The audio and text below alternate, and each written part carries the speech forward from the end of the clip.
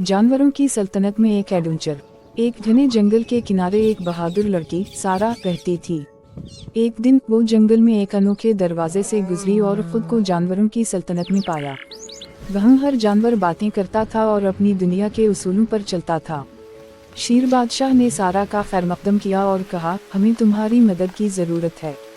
हमारी जादुई नदी का पानी बंद हो गया है और पूरा जंगल प्यासा है। सारा ने फौरन हामी भरी और बंदर, खरगोश और एक अक्लमंद उल्लू के साथ नदी तक गई। इन्होंने देखा कि एक बड़े सांप ने नदी का रास्ता रोक रखा था। सांप ने कहा, ये रास्ता सिर्फ उसके लिए खुलेगा जो मेरा पहेली का जवाब दे।